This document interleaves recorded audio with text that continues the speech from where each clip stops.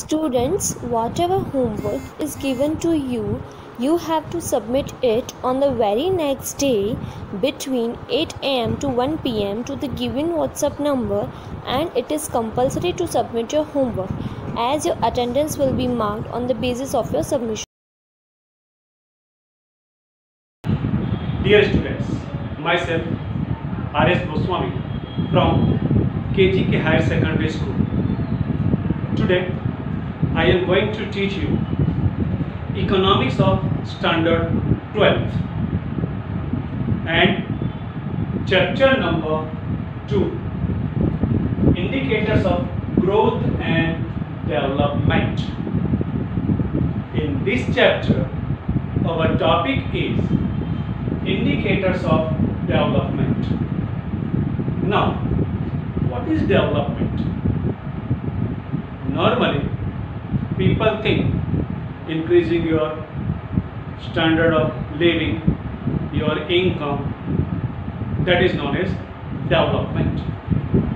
But in economics, the definition of development is wide. So what is development? Development is a multi-dimensional process.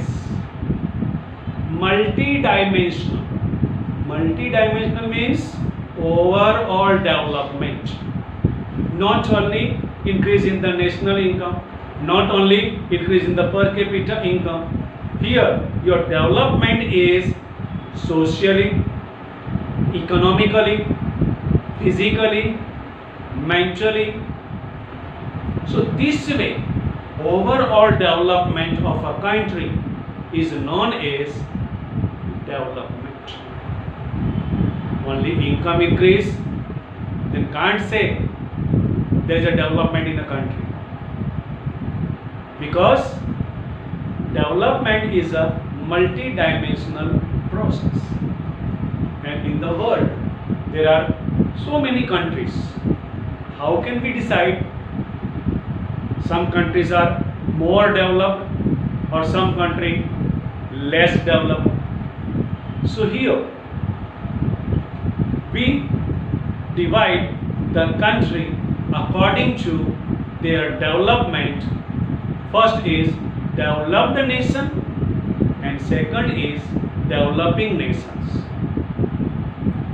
So here how we decide which country is more developed and which country is less developed?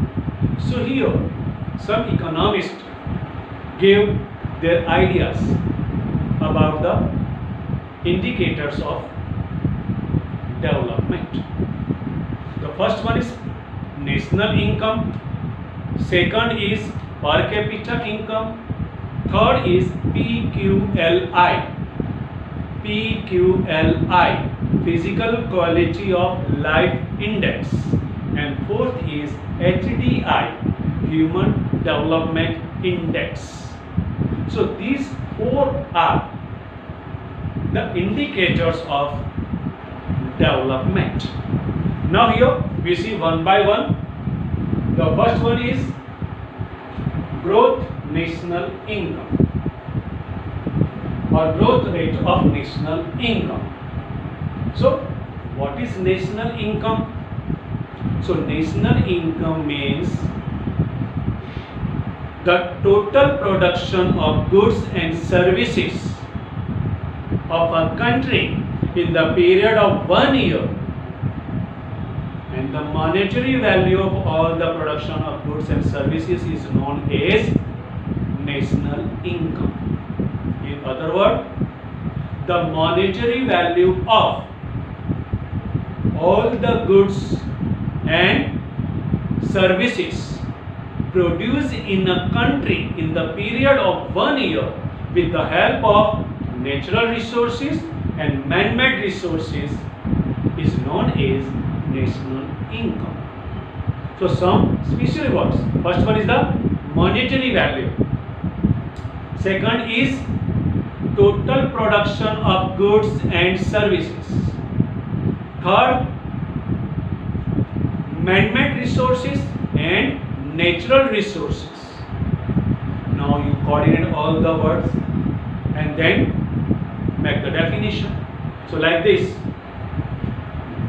national income means the monetary value of all the goods and services which are produced with the help of natural resources and man-made resources in a country the period of 1 year.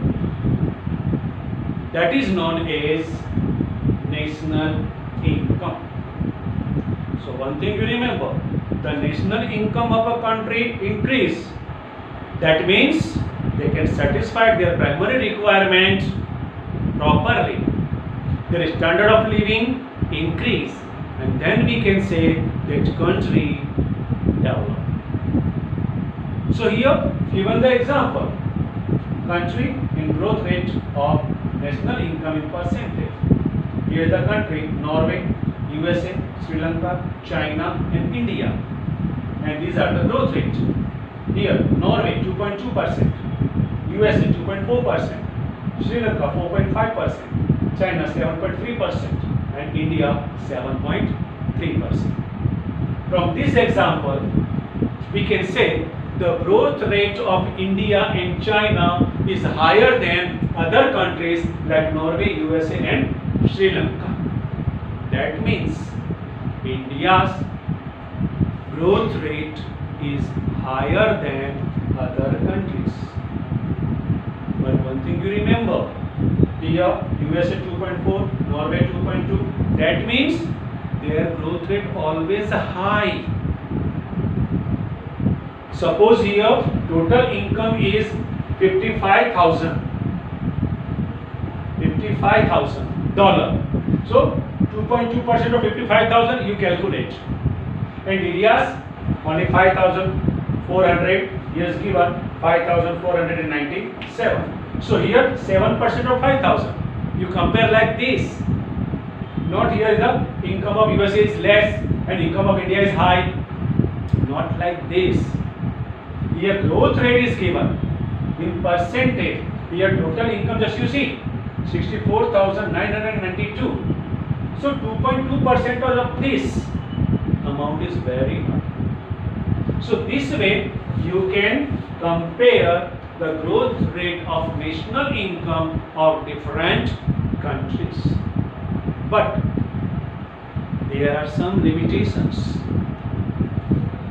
of national income as an indicators of development.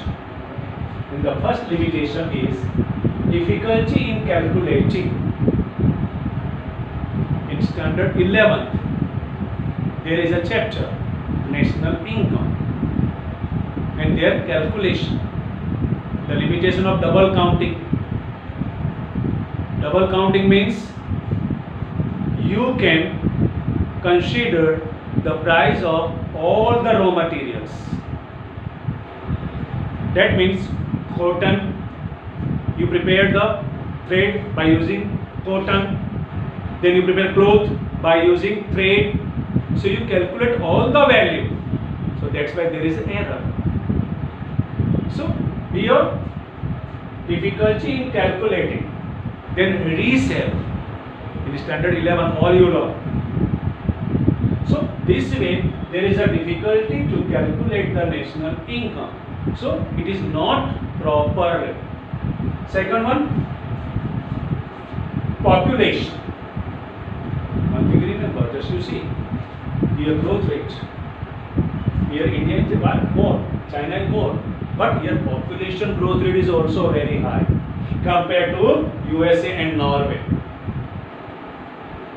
So here you distribute 7.3% and India 7.3% among the 125-130 crore people, and here 2.2 only 30 or 35 crore people. So here in India and China the high growth rate of population. So whatever your income increase, you can't save. For example, in a family family A, there are only 3 members, and in family B, there are 10 members. The income of both are same. So whose development is more? Where the family member is less. So same way here, in China and in India, the rate of population is very high compared to Norway and US.